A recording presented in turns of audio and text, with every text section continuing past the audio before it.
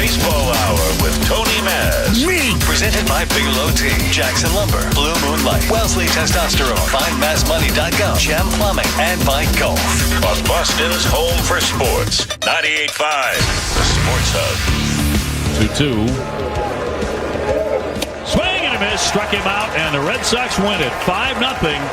Lucas Giolito now 9-2. He was just superb tonight. And the Red Sox have won the first two. They're now 5-1 on this road trip. A couple of solo shots from those two right there, Hamilton and Story, but that was the story of the night. This man right here, Lucas Giolito. Absolute phenomenal. 8 innings, 4 hits, 8 strikeouts. I mean, he was fantastic to take the second game now and hand it off to Bayo tomorrow night.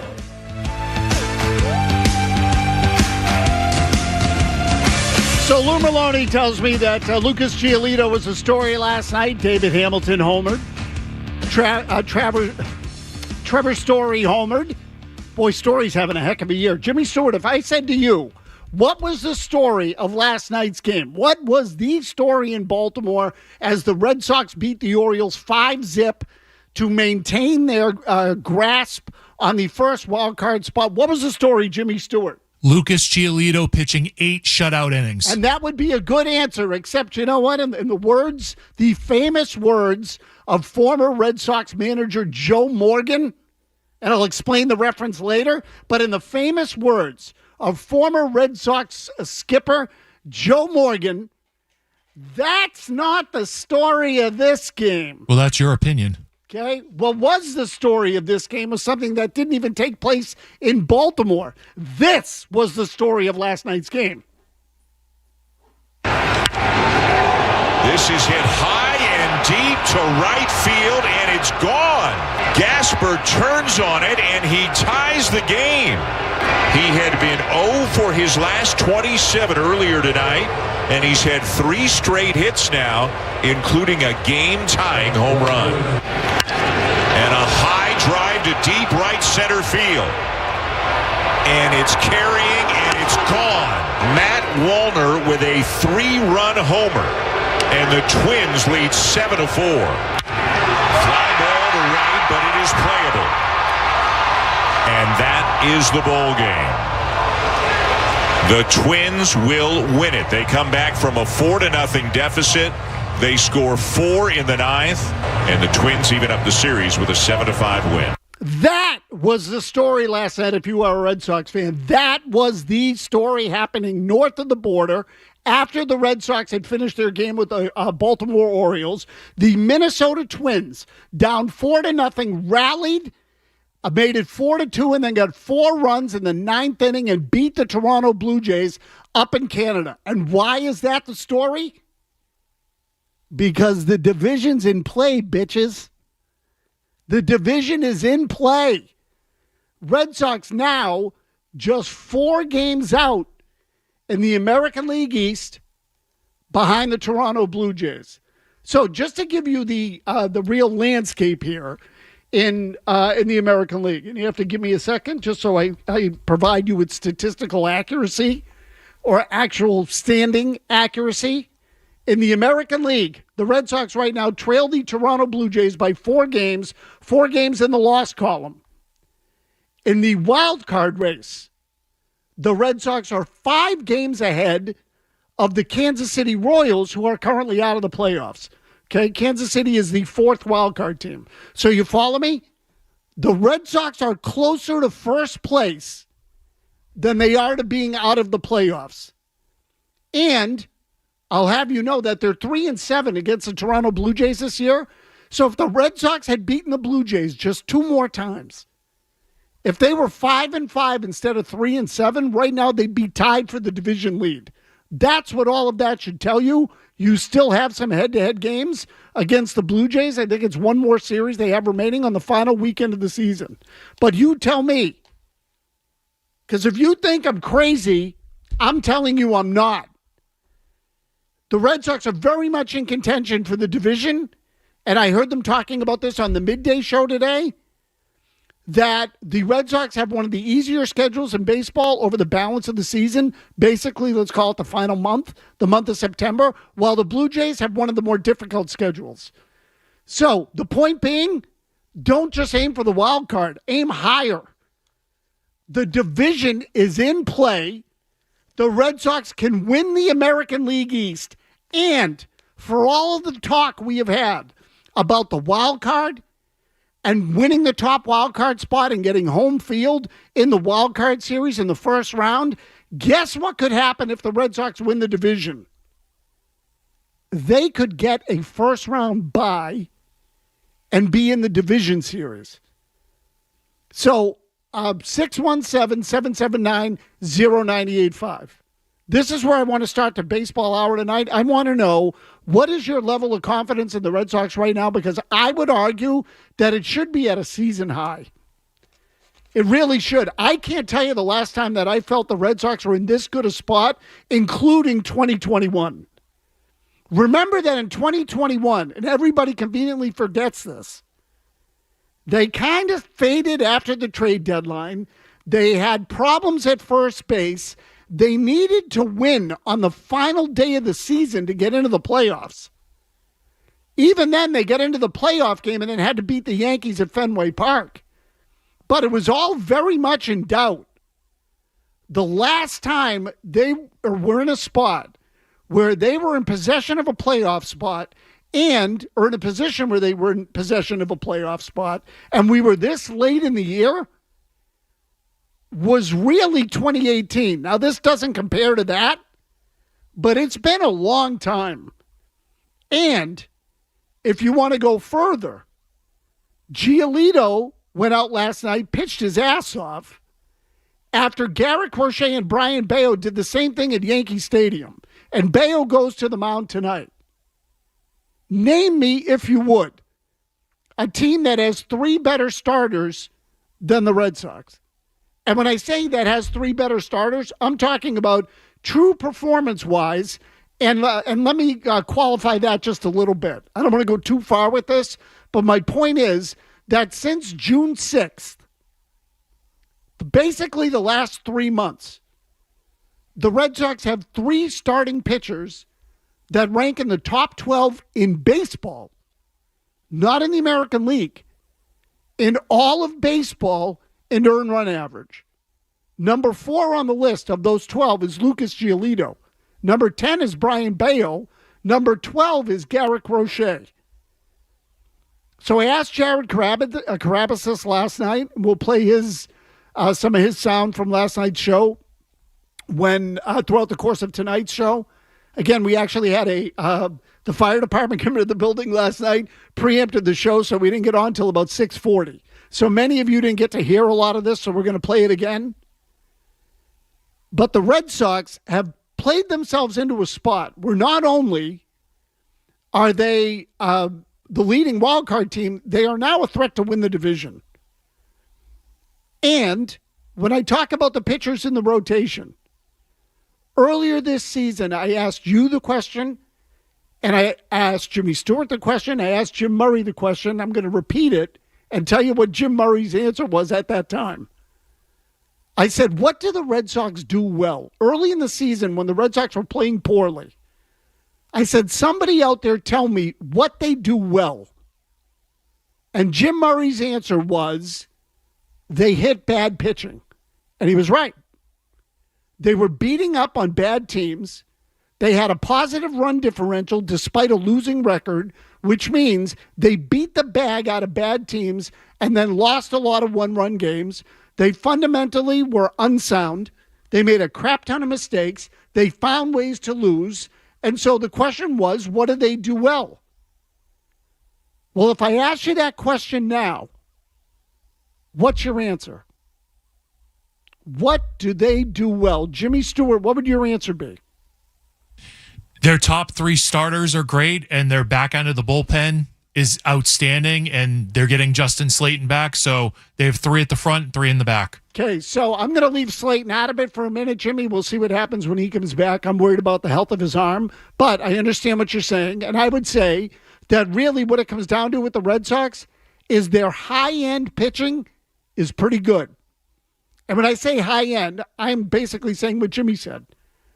The front end of the rotation and the anchors of the bullpen have been excellent. really as good as anybody in baseball. And I would say that's especially true in the last 3 months. So in the last 3 months, and we saw this statistic on our buddy Boston Sports Info on Twitter yesterday, the Red Sox are 20-5 when both Garrett Whitlock and Aroldis Chapman pitch in a game. The 5 losses are all in extra innings, and in those games, the 2 pitchers have given up 1 run. So the point is this, that when the bullpen is set up for the way the Red Sox want it, the only 5 losses are in extra innings, which I think happened after Chapman and Whitlock left the game. They have been damn near perfect when they have pitched in the same game. Meanwhile, the top 3 starters have been, dare I say, outstanding over the last 3 months. Let me give you the numbers. Okay, the numbers over the last 3 months. This is beginning on June 5th. Lucas Giolito, 8-1 with a 2.31 ERA. Brian Bayo, 8-5 with a 2.63 ERA. And Garrett Crochet, who's actually third, 9-1 with a 2.77 ERA. Combined team record in all of those starts, 29-12. 17 games over 500. You want to know why the Red Sox are where they are today? Because Giolito, Bayo, and Crochet have been a big 3 as good as any big 3 in the game over what amounts to pretty much half the season. 3 months, 29-12 when those 3 guys take the mound. Giolito's 8-1, Bayo's 8-5, Crochet's 9-1. And if you want to know the individual records of the team when those 3 guys are on the mound, Giolito, it's 11-3 in 14 starts. Bayo, it's 8-6 in 14 appearances. And by the way, the 8-6 includes 1 relief outing. You remember the suspended game, Jimmy, that the Red Sox played? What was it? There was like it got called after an inning, and then they had to pick it up the next night. Was it a rain delay? Remember that? You remember the weirdness of that? Bayo is the guy that took the mound the next night, so he didn't start the game, but he might as well have. 8-6 with Bayo, 10-3 with Crochet. Dare I say that they're playing their best baseball of the year? They're certainly pitching their best of the year, and right now the division's in play, and they could be peaking at just the right time. 617-779-0985. I know it's very unlike me to be this positive and optimistic, but that's where you are.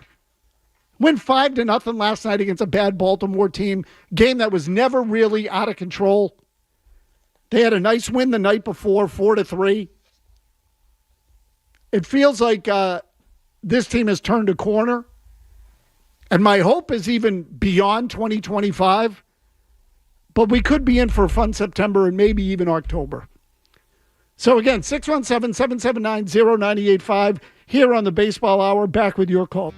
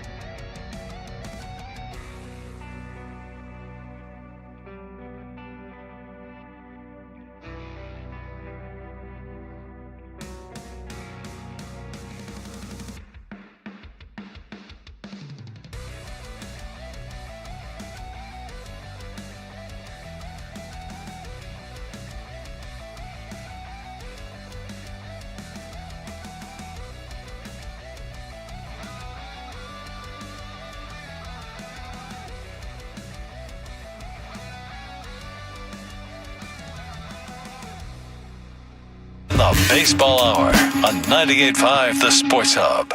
If you look at their top three starters and you look at their two best relievers, can they match up with the best teams in the American League? Yes. The only team that scares me is Toronto.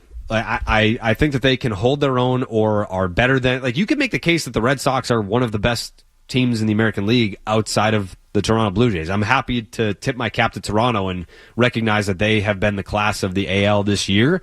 But after Toronto, I think the Red Sox have as strong of a case, if not the strongest case. You know, you go by run differential, winning percentage, whatever you want to look at. Detroit's right there, but it's like, what does Detroit have besides Skubal?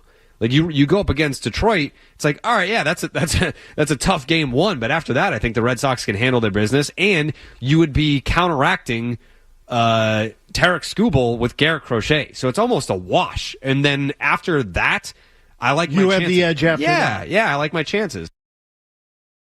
Started talking about the rotation, and honestly, I asked Jared initially, I said, the tandem of Brian Bayo and Garrett Crochet, that one should be together for a little while. And so I love to look at that. And the way that Bayo has pitched of late, it's hard not to look at those two and say, well, you're in pretty good shape there in terms of building around the rotation. Bayo signed, Crochet signed. They're both pretty good. Again, and I'm not even getting into the positional thing, and the Red Sox need some help. I'm not telling you they're perfect. But Garrett Whitlock's under contract. You know, the back end of the bullpen, at a minimum, you'll have him for a little while. And, you know, Roman Anthony, certainly, et cetera, et cetera. Wilyer Abreu, you get the idea. This should really be the beginning of something long when you've been waiting long enough for it. So that should be the payoff. If you don't get that payoff, then shame on the Red Sox for screwing it up. And yet, in the same breath, I'll tell you, if you ask me, do I think Lucas Giolito has been fixed and he's going to go from here on out through the playoffs and be lights out? My answer is I wouldn't bet my house on it. But I do believe in Bayo and I do believe in Crochet. And I'm not telling you they're infallible. The sport is the sport. People are people. There are going to be bad games. But the stuff of those two guys, pretty good. So, but take out your personal biases. And the Red Sox top three starters right now have pitched as well as any top three in baseball over the last 3 months. It kills me to shower you with this kind of optimism because I do believe in cynicism and sarcasm. But I will tell you, they're playing pretty well right now. And the league, and I've said this all year, the league sucks. They can get to the World Series. It's not out of the realm of possibility, particularly if they catch Toronto and get a bye in the first round. Do I think that they are, way better than everybody else in the league? My answer is no. But I don't think they're any worse either. I think everybody in the league has flaws. Stephen Fall River, you're up first. What do you got? Tony, what was all this hullabaloo about not getting a number 2 starter? What if we would have gotten this guy and Peyton Tolli was the cost of that? There goes your future. There goes our future. Steve, I just said to you that they have Garrett Crochet, who's 25, signed for multiple years, and they have Brian Bayo, who signed for multiple years, and Joe Ryan, you'd have had 2 more years, and he's, 28, 29? So explain to me how getting rid of Peyton Tolli would destroy your future. It wouldn't be as good, and you didn't need him, by the way. You didn't say good, you said destroyed. Him. You said destroyed. It wouldn't be good for 2 years. It wouldn't be good for 2 years when this other guy's going to be controllable for a decade. And guess what? You didn't need a number 2. How do you get an F- to being on the precipice of winning the AL East? I wish it's because everybody was wrong and no one wants to admit it.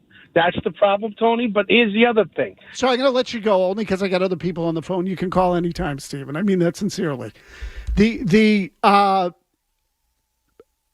I'm not ready to say everyone was wrong yet. They'd be better with Joe Ryan.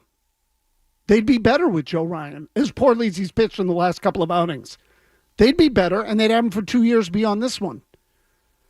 So now look, what's going to happen with Peyton Tolli? I don't know. We'll get to him next segment because there is an interesting development with Peyton Tolli in the event you have not been following it. We'll get to that momentarily, and I don't mean you specifically, Steve. I mean you, the Red Sox fan. Danny in Bellingham. Go ahead, Danny. Yeah, I mean, I'm going to have to disagree with the last caller. I think you're spot on. I mean, their pitching is great, but I can't help but think that, like a lot of us, but, I'm just a regular guy. I don't work for baseball, that the front office grossly underestimated what they were going to be able to do. And I can't help but think that if they went out and got Ryan or somebody of similar caliber, that we wouldn't be 1, 2, maybe even 3 games closer to first place. And I'm just afraid that it's going to come back and bite him in the butt when it comes playoff time. Yeah, so Danny, it might. And again, I'm a big Joe Ryan fan. I like Joe Ryan, and whether it was Jarren Duran, Peyton Tolli, some sort of combination of that. At the end of the day, the Red Sox did not want to give up a player from their big league roster. And I think Duran is really the one that we were all focused on at that time. So for the purposes of this discussion, let's just say Duran. That's why the deal fell apart. It wasn't necessarily over Peyton Tolli. I think the Red Sox might have already agreed to give up Peyton Tolli at that point. Hard to know. But the Twins wanted someone from their big league roster, and the Red Sox wouldn't give up Duran or Abreu. In that scenario, by the way, that one's easy for me. I'm giving up Duran. I'm keeping Abreu. Abreu's 3 or 4 years younger? And frankly, I think he's got more upside, and he's a more productive player. So Duran runs better than Abreu does, but I think Abreu is a much better run producer. So I'd have made that trade. I'd have done it. Maybe that makes me an idiot. But it's possible that bites them in the ass. One of the nice things about this whole scenario is we're going to be able to judge. The Red Sox right now don't have a number 4 starter. Do people understand that? Forget a 5th starter. They don't even have a 4th. Walker Buehler's in the bullpen. And if you trust Dustin May, God bless you. I don't. Especially after what I saw in New York over the weekend. He looked terrified. So if they had these 3 guys all rolling and Joe Ryan with it, you telling me you wouldn't like their chances better? I would. I don't even think it's close. Alan Quincy, what do you got out? Hey, Mazz. Yeah, I mean, I pretty much agree. I agree with you. I called you at the deadline. Belger and Mazz talked about we should have gotten Ryan because that would have increased our World Series odds because we know that's what John Henry cares about. But although I'm kind of curious on this. I agree that the Red Sox are in a position to be battling for the AL East.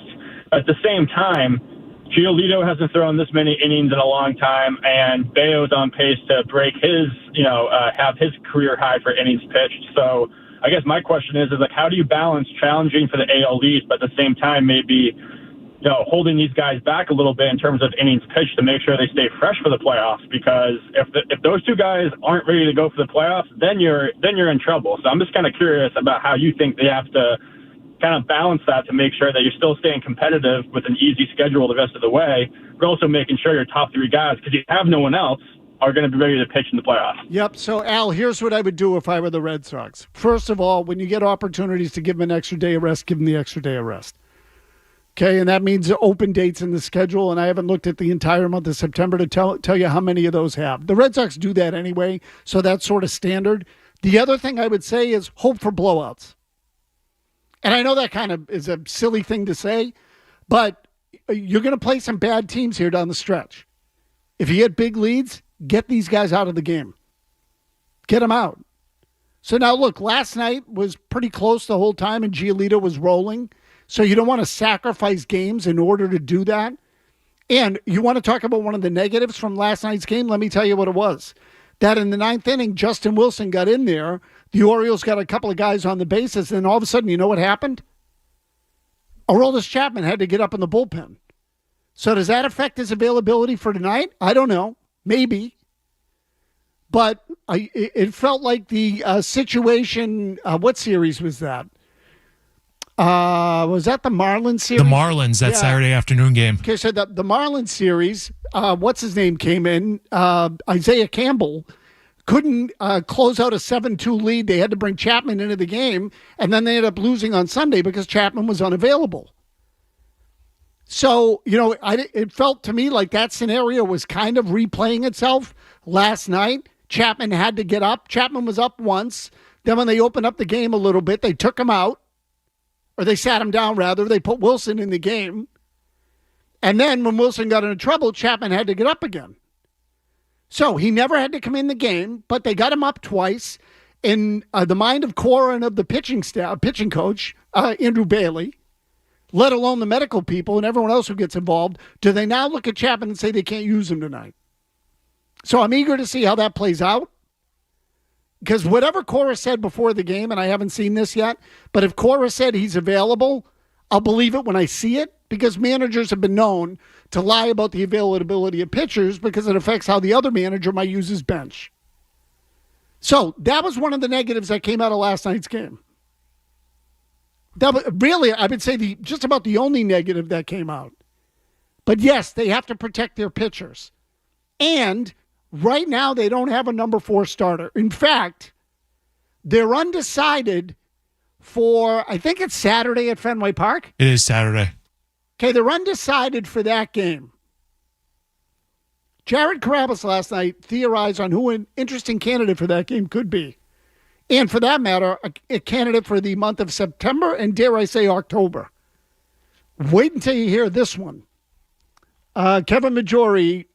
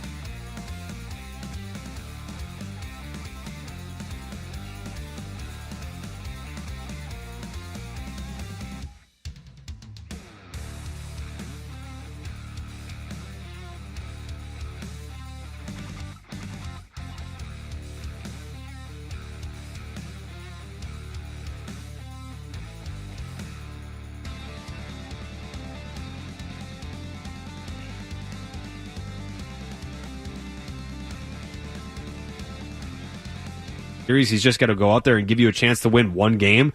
I think he can do it. I think he can give you quality innings down the stretch here. They've been managing his innings. He's only going averaging 60 pitches. He's around there to kind of save some for the Sox in September and potentially October. But yeah, that's the name I'm looking at. I mean, you just dropped Peyton Tolli on me as a candidate to come up and start. Yeah. In the final month of the season. Yep. And there's been speculation that Tolli's going to come up and pitch. I presumed it was going to be out of the bullpen, but you're saying it could be something bigger than that. Sure. I mean, and is that what you believe, or do you is that informed? Both. So this will be an interesting scenario.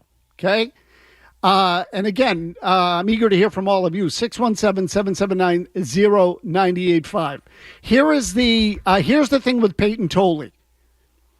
It is not customary for any team to bring up a guy late in the year and pitch in the postseason as a starter. Very, very unusual. In fact, I've mentioned John Germain before of John Works, or I say Works. John has his own Twitter account, Boston Sports Inf, and sent me something today that since the year 2000, there have been only 2 pitchers 22 years old or younger that made their major league debut in September and then started a game in the postseason in the same season. Okay, very unusual. Now, today's the 27th. Today's Wednesday, 28, 29, 30. So Saturday would be the 30th.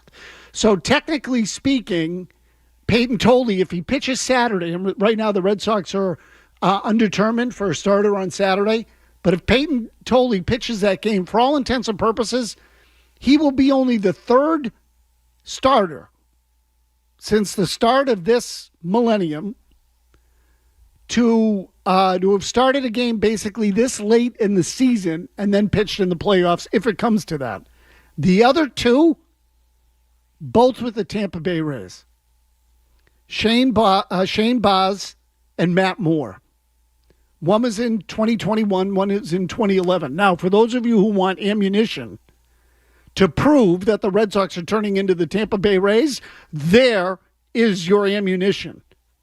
In the same breath, I will tell you that the Red Sox are in a unique circumstance where they have lost so many starting pitchers this year.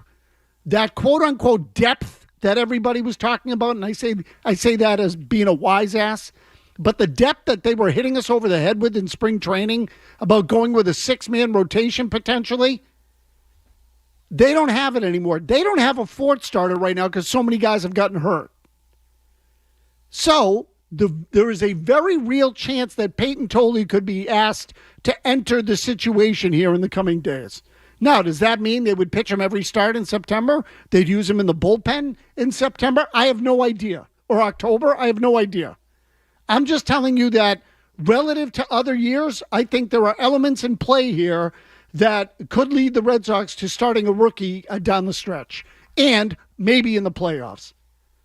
So not out of the realm of possibility. And again, Carabas says that he has had some indication from people in the organization that they would consider it. And by the way, I love the idea. Love it. I would much rather see Peyton Tolli at this point than Dustin May or Walker Buehler, because I know what those guys are. And I'd be lying if I told you I didn't love the idea of having 2 lefties and 2 righties in your 4 starters. So that I like too. Ethan in Shrewsbury. Ethan, what do you got? Hey, what's up, Matt? This is just a scenario, and since you're being generous and optimistic, I thought it would play into kind of what you're talking about. Okay, good night to do it. Yeah. So basically what I've been thinking and kind of dwelling on is, do you think like in a big playoff spot, like I'm saying, like we got people on base, we're down like 1 run, do you think that we will be looking at like that point, like say hypothetically in that instance, would we be looking at it from a perspective of, damn, we could use Devers right now? Or is it more of, damn, we should have done more at the deadline? And I kind of just want your thoughts on it because I'm kind of leaning more towards a bat. Like I understand going out and getting Joe Ryan because we do need pitching. Like you said, we don't even have 4 starting pitchers, so obviously that would be a strength. But I think of that in that instance, especially in a scenario. Yeah. Yeah, Ethan, I got you. And I would say that I think most people were, many people were on board with getting rid of Devers. I think most everyone was agitated with not doing more at the deadline. So my answer would be people will look at the deadline and say you should have done more. Now, the wild card in this scenario, first of all, 2 things. One, Roman Anthony has played at a level that has made him one of the best hitters in baseball since he came into the big leagues. It's hard to believe, but it's true. And when I say it's hard to believe, you don't often see a rookie jump into the big leagues and do what Roman Anthony has done. And I don't think this is some sort of fluke. This has gone on way longer already than what Christian Campbell did. Okay, totally different. Christian Campbell had a good month and then went downhill so fast that he couldn't get out of it. They had to send him back to AAA, and I don't think we're going to see him again until next year at the earliest. So Christian Campbell couldn't recover. He just couldn't get himself out of it. Roman Anthony started out a little bumpy, though the quality of at-bats was good, and then has been hitting ever since, and he homered to lead off the game tonight. Second time he's hit a leadoff homer in this series. Part number 2, and I'm not confusing him with Rafael Devers, but Nathaniel Lowe in the early going here has given the Red Sox a little something. So he had a hit in New York that gave them the lead. He had a home run that tied the game in the 9th inning at home. Was that against the Orioles last week, Jimmy? I think it was. It was. So now look, overall, I'm not telling you that, Lowe has been pretty quiet in this series, and I'll see if I can give you the exact numbers overall with the Red Sox here since he joined the team. He is batting, still at 348. He is 8 for 23 with a 994 OPS. So now I don't know if you're going to get that, the rest of the way from this guy. That feels like a stretch, but I think he's better than the 665 OPS that he posted with Washington. So what if you get a guy who gives you something close to an 800 OPS, which is what he did, in his best year? Remember, we're only talking about a month or 2 here. You don't need a good season out of him. You just need a couple of good months. And I would say, he has a track record of being able to produce on some level in the big leagues. He's better than Abraham Toro. I'd like to see him get in a little better shape. That would be nice. But overall, I think you're going to look at the deadline and wonder whether or not they could have done more. Apparently, they wanted Eugenio Suarez, who was with Arizona. I haven't even looked to see what he's done with Seattle. But I would tell you that it's always different when, you're playing against different teams with a different lineup around you. There's no guarantee that the performance would have been the same just because he came here instead of going there. Bob and Needham. Bob, what do you got? Mazz, you made this point over and over again that they had gotten the Minnesota pitcher. He was in control for 2 more years. Why didn't they pull the trigger? It wasn't a rental. It was a guy you had control of for 2 more years. They should have done it. I don't care who on the roster that they had to get rid, to trade. They should have done it. Whether whoever it was, they should have pulled the trigger because like you said, all they needed was one more good arm, and then they had a real shot. I don't know if they do it now because the last 3. I don't know. You said they're missing the 4th and 5th. I don't even know if they have the 3rd. Yeah, it's they're shaky there. There's no question, Bob. They're shaky. Now, look, again, I would tell you that once you get past the first 2, I don't know that there are many people that are going to have a guy like Giolito. When I say a guy like Giolito, let me rephrase that. A guy who has pitched as well as Giolito has over the last 14 starts. Now, that said, there is an interesting scenario developing with Lucas Giolito. Some of you have read about this. Some of you haven't. So maybe you know about it, maybe you don't. But boy, the Red Sox are going to have an interesting decision to make with Lucas Giolito in the month of September. We'll tell you what that is when we come back on the Baseball Hour.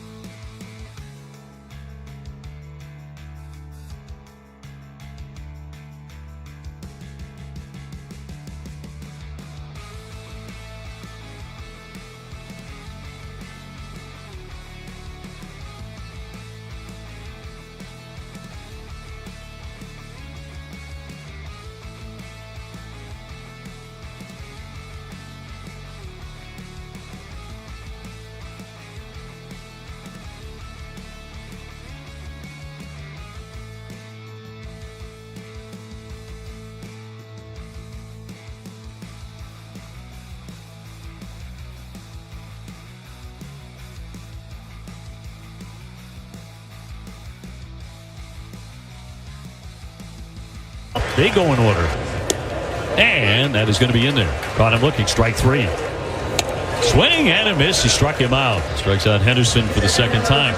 3-2 in there and got him looking. Strike 3. That was certainly legit. And a 1-2-3 again for Lucas Giolito. And that's in there for strike 3. Back to that four-seamer. It gets their best hitter. Henderson shaking his head, but he strikes out. Red Sox hit 3-0 eighth inning. Giolito trying to end his night on Jeremiah Jackson. And he got him. Struck him out with a change. Heck of a fight there and a heck of an effort by Lucas Giolito tonight.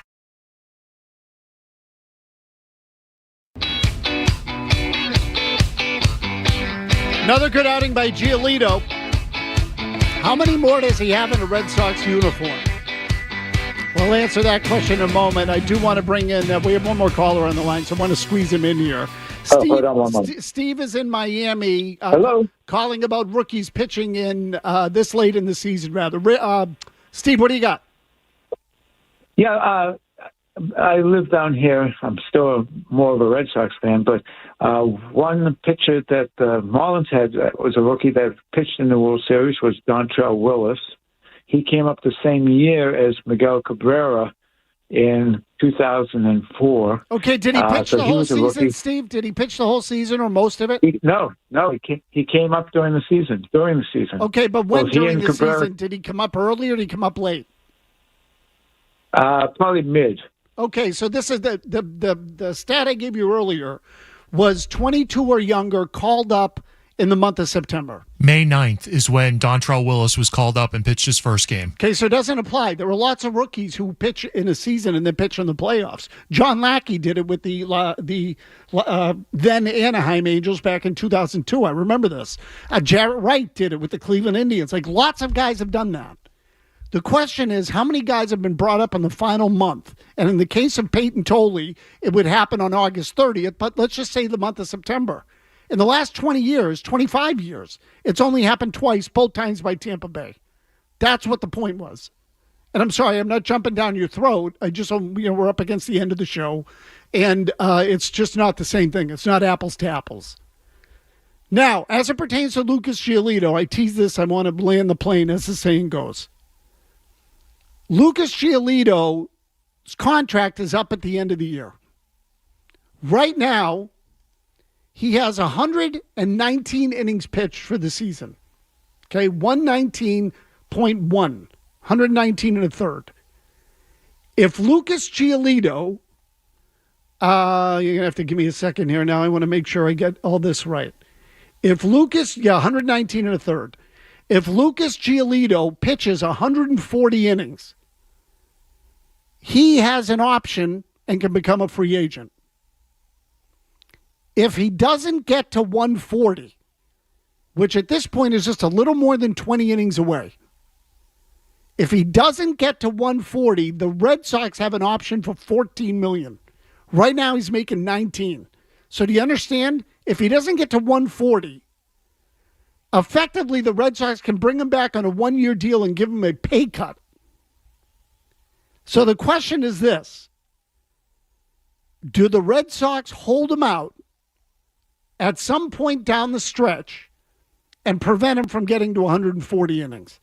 And before you say that would be one of the great penis moves of all time, let me tell you that it wouldn't be unprecedented in baseball for someone to try this. Didn't Jimmy Williams do this with Steve Avery? No, Jimmy Williams did the other thing. The team didn't want him to pitch, and Williams started him anyway. And there's a long story behind that, Jimmy, that I'm going to spare you tonight. But I will tell you, it happened to Williams early in his career, and he always regretted it. Okay, but I will tell you about that later. In any case, the bottom line is this. If the Red Sox wanted to prevent Lucas Giolito from getting the option to become a free agent, they can hold him out. He needs basically 20 innings, almost 21, and he has 5 starts left. That assumes that the Red Sox would give him an extra day of rest in a customary fashion that they've done all year long. So keep an eye on it. You know what? I think I'm going to write something about on our website for this so that it's there and people can actually cite it. You have a receipt. I wouldn't be the only. I mean, this has been written elsewhere, but we can put it on our website too. In any case, something to watch. Joe Murray, he's up next. Is that right? Joe Murray is here for the balance of the night. Kevin Maggioia will get you caught up on headlines, including all the latest roster moves for the Patriots down in Foxborough.